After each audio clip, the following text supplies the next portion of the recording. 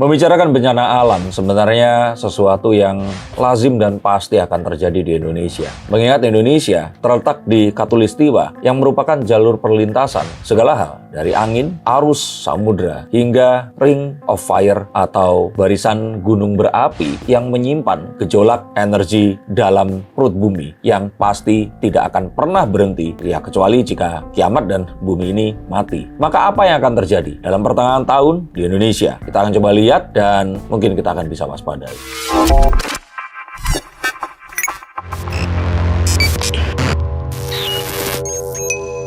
Halo Sainsikers, kembali berjumpa bersama saya Denny Darko. Tidak ada yang namanya misteri, yang ada adalah tanda-tanda yang kita semua coba untuk mengerti. Banyak penerjemahan tentang bencana alam yang dikaitkan dengan spiritualisme dan juga mistisme. Bagaimana hubungannya dengan segala hal yang bersifat otak kiri atau logika? Apakah kita bisa mengukur ini semua dan mengetahui sebelum itu terjadi? Mari kita lihat. Oke Mas, ini kan sementara besok itu kan sudah memasuki bulan Mei ya. Mungkin yang Mas Denny lihat nih, di pertengahan tahun ini akankah ada suatu musibah atau bencana yang akan kita hadapi?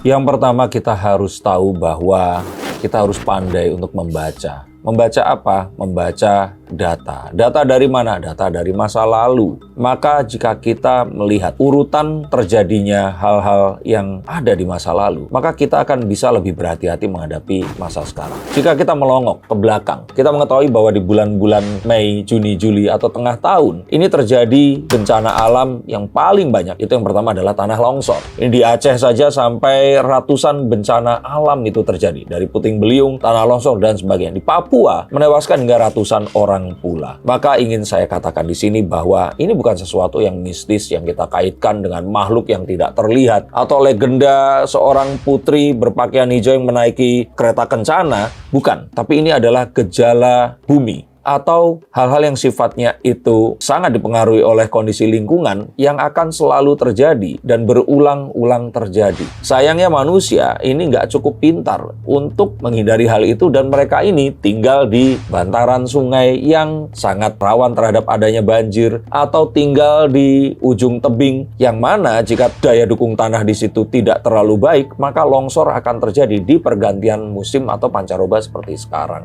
Maka saya ingin katakan sekali lagi, cara yang terbaik selain menonton konten seperti ini adalah mencari tahu dari bulan-bulan di masa tahun yang lalu, 2 tahun yang lalu, apa yang terjadi. Tapi tambahkan dengan hal yang mungkin akan terjadi tahun ini yang berkaitan dengan Ring of Fire itu atau gugusan pegunungan Merapi, pegunungan api yang akan ada ini tadi yang akan bisa menimbulkan gempa bumi secara masif dan juga adanya kemungkinan pergeseran lempeng yang akan mengakibatkan ini kalau orang bilang itu megatrust yang akan terjadi ini diprediksikan di tahun ini. Dengan bisa dibilang dengan munculnya himbauan yang tadi seperti dikatakan yaitu megatrust, masih masuk juga unsur mistis juga nggak sih? Karena kan masyarakat Indonesia banyak yang mengkait-kaitkan bahwa ini karena ada sosok ini yang ya itu sebenarnya kan cara orang-orang memahami alam sebelum ditemukannya sebuah alat pengukur seismik atau misalkan sebuah, mungkin kalau kita bilang radar yang akan bisa memperkirakan adanya kenaikan ombak dan mengirimkan sinyal akan terjadinya tsunami. Ini adalah sebuah teknologi yang berumur ribuan tahun saat seseorang mencoba untuk memberikan sebuah gambaran yang manusiawi atau personifikasi dari gejala alam ini tadi.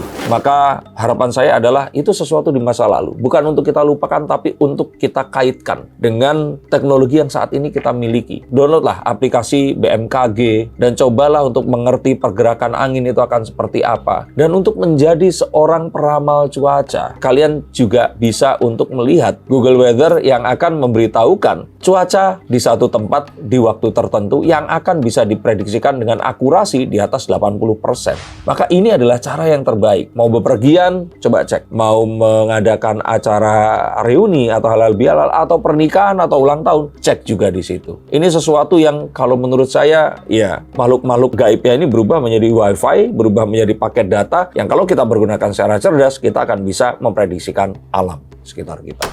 Dari ketakutan masyarakat sendiri mungkin akan lebih parah nggak sih dari sebelum-sebelumnya? Seperti tahun lalu kan terjadinya bisa digunakan beberapa bencana seperti banjir dan juga tanah longsor. Seharusnya ketakutannya bisa lebih kecil ya. Tapi karena sekarang ini masyarakat dialihkan pemikiran mereka kepada kehidupan yang lebih sulit, mencari penghidupan yang juga nggak lebih gampang dibandingkan tahun lalu, maka mereka akan lebih kaget. Dan ini sebenarnya nggak perlu, karena dengan menonton konten seperti ini dan juga arahan-arahan dari pihak yang terkait, kalian akan bisa mengetahui kok hal itu sebelum hal itu tadi terjadi. Selain bencana yang disebabkan oleh alam, dari bencana yang disebabkan oleh kita sendiri sebagai manusia, mungkin seberapa banyak sih Mas? Saya kira sih adanya kerakusan, ketamakan, terutama dipicu dengan adanya perang tarif dan perang dagang di Amerika, China, dan negara yang lain ini, membuat orang ini menjadi ketakutan dan khawatir. Dan ini adalah energi yang akan mempengaruhi kondisi alam di sekitar kita. Maka sebaiknya kita tahu bahwa alam ini pun memiliki nyawanya, memiliki juga hasratnya untuk tetap teratur, yang akan terusak jika manusia di sini berusaha untuk lebih serakah, lebih tamak, menguasai sesuatu yang lebih daripada apa yang dia butuhkan. Dari keserakahan tersebut mungkin lebih banyak dampak buruknya nggak sih Mas? Kalau dilihat. Ya, serakah tentu saja akan menimbulkan dampak buruk. Tapi kita ketahui bahwa saat ini semua peperangan ini akan semakin terjadi. Orang akan saling gontok-gontokan. Setelah itu, sama kayak orang marahan, energi ini pasti akan melandai. Maka kita pastikan bahwa 3 tahun dari sekarang, semua ini sebenarnya akan mulai melandai dan akan baik-baik saja. Tapi selama 3 tahun ke depan, kita akan tahu bahwa jika hal ini tidak kita tangani dengan benar, maka quotes on quotes di sini itu saling memangsa satu sama lain, berusaha untuk saling menghancurkan hanya karena orang ini atau kelompok orang ini tidak dianggap menghormati apa yang kita miliki. Ini akan terjadi di banyak tempat, terutama dipicu dengan kondisi orang-orang yang semakin lapar, mereka tidak memiliki mata pencarian yang selama ini mereka miliki tapi hilang. Maka ini akan menjadikan kekacauan yang sebaiknya harus segera kita sadari dan kita berhenti melakukan ketamakan, keserakahan, dan juga sifat-sifat kebuasan hewani yang kita miliki. Akankah mungkin yang dilihat dari tarot Mas Denny, akankah masyarakat Indonesia sendiri nantinya bisa survive dari, bisa bilang, kesulitan di tahun ini Mas? Bisa, karena sejatinya kalau kita mengingat dari masa lalu, masyarakat Indonesia masyarakat yang sudah hidup juga sangat lama. Dan kita ini sebenarnya dikaruniai kondisi alam, yang mana kita ini bisa selamat meskipun kita nggak melakukan apa-apa. Bedakan dengan negara dengan 4 musim. Kalau mereka nggak kerja, mereka nggak segera memanen hasil panen dan menyimpan atau mempreservasi dalam beberapa bulan kemudian, mereka akan kelaparan. Sedangkan Indonesia, mau itu musim penghujan atau musim kemarau, hasil bumi ini akan tetap ada dan tetap bisa kita nikmati. Dari runtutan bencana alam yang terjadi dan juga bencana perekonomian, kalau menurut Mas Denny, di tahun ini akankah balance Mas dari bisa dibilang dari beberapa unsur yang kita hadapi seperti unsur air, unsur api, dan Nggak akan balance. Terutama unsur api ini akan mendominasi. Nah, maka kebakaran ini juga akan sangat berpotensi terjadi. Dan memangsa korban itu sangat banyak. Juga adanya api yang keluar dari perut bumi yang sangat juga mungkin itu akan terjadi. Gunung meletus ini masih akan menghantui. Tapi yang pasti Megatrust ini bukan no play-play, ini bukan main-main. Ini sesuatu yang sangat harus kita waspadai dan jangan sampai nanti kita tidak bersiap menghadapinya. Banyak yang menganggap bahwa bencana Megatrust tersebut hanyalah sebuah isu. Kalau Mas Denny sendiri menanggapinya seperti apa Mas? Sama seperti COVID dulu, akan selalu ada orang-orang yang kalau menurut saya itu ya udah bebal aja, mereka ini nggak mau dikasih tahu, dan mereka biasanya akan jadi orang yang menjadi korban yang pertama kali. Sama seperti ya tadi saya katakan, nggak boleh membangun rumah di tepi tebing atau di bantaran sungai, tapi mereka tetap keras kepala. Maka saat terjadi banjir, tanah longsor, mereka menjadi korban yang pertama. Maka harapan saya di sini adalah ilmu pengetahuan ada di tangan kita. Cobalah untuk menundukkan diri kita di depan alam yang merupakan perwakilan dari Tuhan. Ketahuilah bahwa kita itu tamu bagi mereka. Mereka ada di sini jutaan tahun sebelum kita. Tanah yang kita injak, batu yang kita sekarang ada, ini hanya berubah bentuk. Tapi mereka sudah ada, bahkan mungkin jika bumi ini hidup miliaran tahun, itu sudah ada miliaran tahun yang lalu. Maka yuk kita menjadi bijaksana, tidak semau-maunya padahal kita cuma tamu di bumi ini tadi, dan mari kita sisakan untuk anak cucu kita. Oke Mas, mungkin yang terakhir Mas, akankah nanti di ujung tahun akan ada sesuatu yang lebih menggemparkan Mas?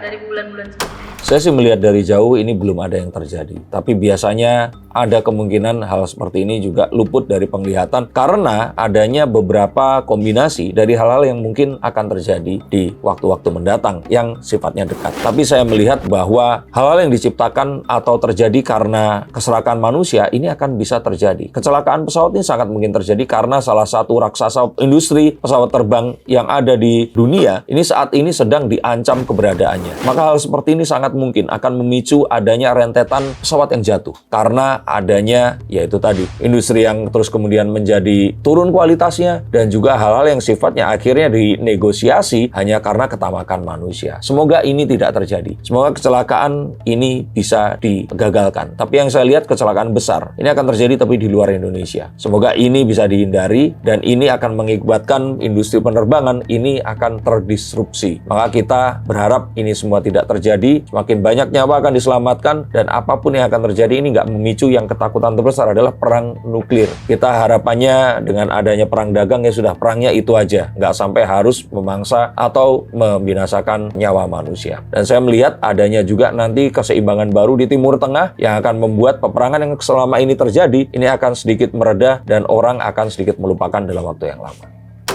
Bagaimana menurut kalian dan apa yang akan terjadi di pertengahan tahun hingga akhir nanti? Apakah kalian melihat tanda yang juga saya lihat dan mengetahui bahwa ini semua hanyalah siklus yang akan berulang kembali? Tuliskan komentar kalian di bawah sini. Terima kasih dan sampai jumpa.